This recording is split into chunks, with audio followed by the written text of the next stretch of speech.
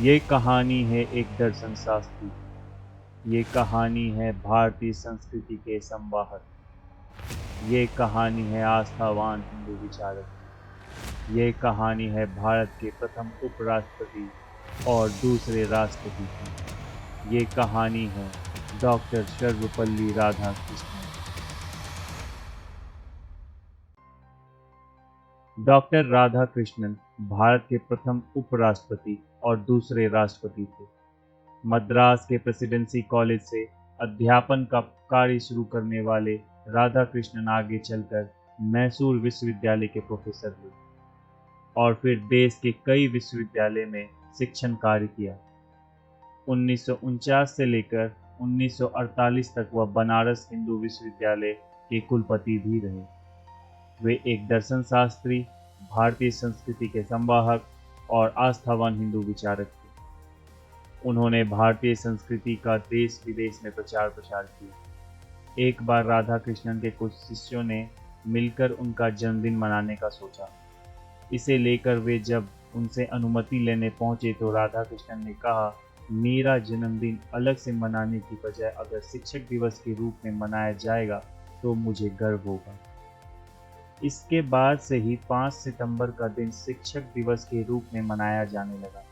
पहली बार शिक्षक दिवस 1962 में मनाया गया था। इस मशहूर शिक्षक के सम्मान में उनका जन्मदिन भारत में शिक्षक दिवस के रूप में मनाया जाता है।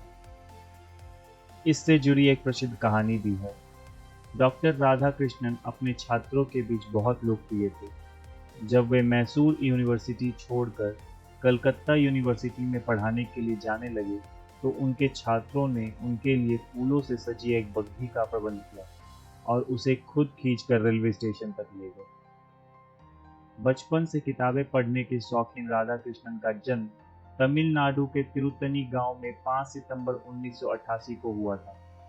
साधारण परिवार में जन्मे राधाकृष्णन का बचपन तिरुत्तनी एवं तिरुपति जैसे धार्मिक स्थलों पर बीता। वह शुरू से ही पढ़ाई लिखाई में काफी रुचि रखते थे।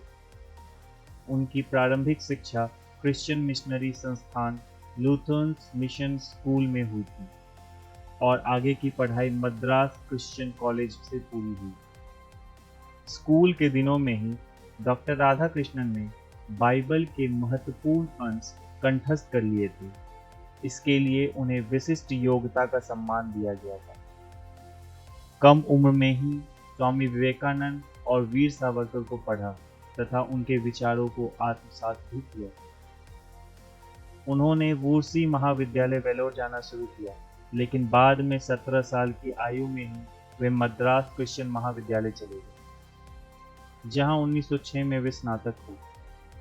क्रिश्चियन कॉलेज मद्रास ने भी उनकी विशेष योग्यता के कारण छात्रवृत्ति प्रदान की। डॉक्टर राधाकृष्णन ने 1916 में दर्शन शास्त्र में एमए किया और मद्रास रेसिडेंसी कॉलेज में इसी विषय के सहायक प्राध्यापक का पद संभाला। दर्शन शास्त्र में राधाकृष्णन अपनी इच्छा से नहीं गए थे, उन्हें अचानक ही उसमें प्रवेश लेना पड़ा। उनकी आर्थिक स्थिति खराब हो जाने के कारण जब उनके एक भाई ने उसी महाविद्यालय से पढ़ाई पूरी की, तभी मजबूरन राधाकृष्णन को आगे उसी की दर्शन शास्त्र की किताबें लेकर आगे पढ़ना पड़ा, लेकिन इससे उनकी पढ़ाई की इच्छा कम न हुई। बात 1926 की है। हार्वर्ड यूनिवर्सिटी में इंटरनेशनल कांग्रेस फिलॉसफी का आयोजन किया गया। राधाकृष्णन ने इसमें भाग लिया। दर्शन शास्त्री के रूप में दर्शन शास्त्र के सूत्रों से रचा उनका यहाँ दिया गया उनका भाषण अमेरिका के अखबारों की सुर्खियां बन गया। पश्चिम के कई दर्शन शास्त्री इस बात से हैरान थे कि भारत का कोई दार्शनिक उनके दर्शन पर इतनी अच्छी पकड़ रखता है। राधाकृष्णन ने पश्चिमी दुनिया को उन्हीं की भाषा में भारतीय दर्शन समझाना शुरू किया। 1926 में उनकी पुस्तक Hindu view of life Oxford University press से प्रकाशित हुई। 1926 में उनकी एक अन्य book an idealist view of life. इन दोनों पुस्तकों ने उन्हें पश्चिम दुनिया में अपनी अच्छी पहचान दिलाई। नतीजा यह हुआ कि शिक्षा के क्षेत्र में उनका नाम 1931 से 1935 तक लगातार 5 बार नोबेल सम्मान के लिए नामांकित किया गया। डॉक्टर राधाकृष्णन के नाम से पहले सर्वपल्ली का संबोधन उन्हें विरासत में मिला था। राधाकृष्णन के पूर्वज सर्वपल्ली नामक गांव में रहते थे। 18वीं सदी के मध्य में वे तिरुतनी गांव में बस गए थे, लेकिन उनके पूर्वज चाहते थे कि उनके नाम के साथ उनके जन्म स्थल के गांव का बोध भी सदैव रहना चाहिए। इस कारण सभी परिजन अपने नाम के पूर्व सर्वपल्ली धारण करने लगे। उस समय मद्रास के ब्राह्मण परिवारों में कम उम्र में ही विवाह संपन्न हो जाता था और राधाकृष्णन भी उसके अपवाद नहीं थे। 8 मई 1903 को 14 वर्ष की आयु में उनका विवाह शिवाकामू नामक कन्या के साथ संपन्न हुआ। उस समय उनकी पत्नी की आयु मात्र 10 वर्ष थी। डॉक्टर राधाकृष्णन समूचे विश्व को एक विद्यालय मानते थे। उनका मानना था कि शिक्षा के द्वारा ही मानव मस्तिष्क का सदुपयोग किया जा सकता है, अतः विश्व को एक ही इकाई मानकर शिक्षा का प्रबंधन करना चाहिए। ब्रिटेन के एडिनबर्ग विश्वविद्यालय में दिए गए भाषण में डॉक्टर सर्वपल्ली राधाकृष्णन ने कहा था, मानव को एक होना चाहिए। मानव इतिहास का संपूर्ण लक्ष्य मानव जाति की मुक्ति तभी संभव है जब देशों की नीतियों का आधार पूरे विश्व में शांति की स्थापना का प्रयत्न है। 1928 की शीत ऋतु में इनकी प्रथम मुलाकात पंडित जवाहरलाल नेहरू से उस समय हुई जब कांग्रेस पार्टी के वार्षिक अधिवेशन में सम्मिलित होने के लिए कलकत्ता आए थे। यद्यपि सर्वपल्ली राधाकृष्णन भारतीय शैक्षिक सेवा के सदस्य होने के कारण किसी भी संभाषण की हिस्सेदारी नहीं कर सकते, तथापि उन्होंने इस वर्जना की कोई परवाह नहीं की और भाषण दिया। 1929 में इन्हें व्याख्यान देने हेतु मैनचेस्टर विश्वविद्यालय द्वारा आमंत्रित किया गया। इन्होंने मैनचेस्टर एवं लंदन में कई व्याख्यान दिए। सन 1931 से 1936 तक आंध्रा विश्वविद्यालय के वाइस चांसलर रहे। ऑक्सफोर्ड विश्वविद्यालय में 1936 से 1952 तक प्राध्यापक रहे। कलकत्ता विश्वविद्यालय के अंतर्गत आने वाले जॉर्ज पंचन कॉलेज के प्रोफेसर के रूप में 1937 से 1941 तक कार्य किया। सन 1939 से 1948 तक काशी हिंदू विश्वविद्यालय के चांसलर रहे। 1953 से 1962 तक दिल्ली विश्वविद्यालय के चांसलर।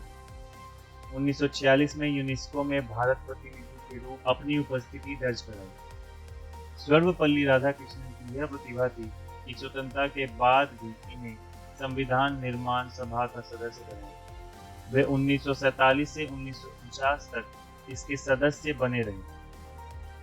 इसी समय वे कई विश्वविद्यालय के चेयरमैन भी नियुक्त किए गए। अखिल भारतीय कांग्रेस यह चाहते थे कि सर्वपल्ली राधाकृष्णन गैर राजनीतिक व्यक्ति होते हुए भी संविधान सभा के सदस्य बनाए गए।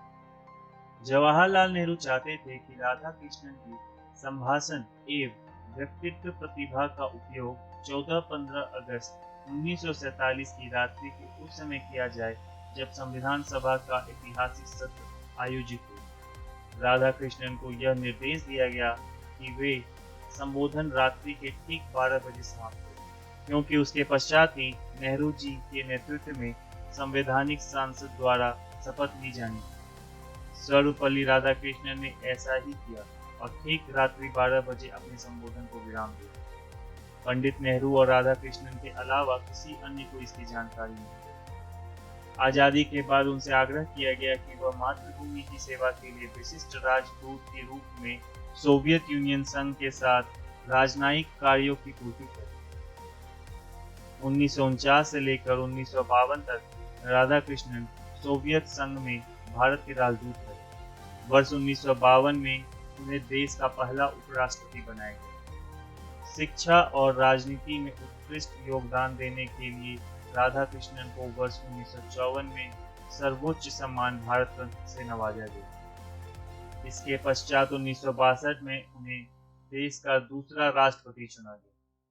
जब राधाकृष्णन भारत के राष्ट्रपति बने तो दुनिया के महान दर्शन शास्त्री से एक बेस्टर्न रसल ने काफी प्रसन्नता जाहिर की। उन्होंने कहा, डॉक्टर राधाकृष्णन का भारत का राष्ट्रपति बनाना दर्शन शास्त्रों के लिए सम्मान की बात है और एक दर्शन शास्त्री होने के नाते मुझे काफी प्रसन्नता हो रही है। प्लेटो ने दार्शनिकों के राजा बनाने की इच्छा जताई और यह भारत के लिए सम्मान की बात है कि वहां एक दार्शनिक को राष्ट्रपति बनाया गया।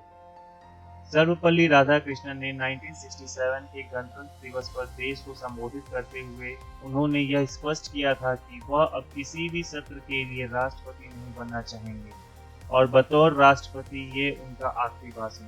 वे 1967 में राष्ट्रपति पद से सेवानिवृत्त हुए और मद्रास जाकर बस गए।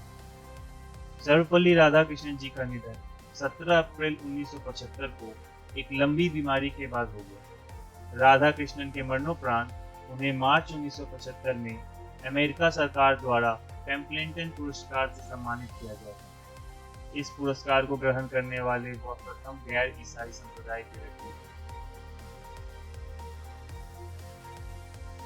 अगर वीडियो अच्छी लगी हो तो प्लीज़ लाइक करें, शेयर करें, सब्सक्राइब करें और ऐसी वीडियोस के लिए। अगर आपका कोई सुझाव है तो हमें ईमेल करें डिस्क्रिप्शन में दिए गए ईमेल पर। धन्यवाद।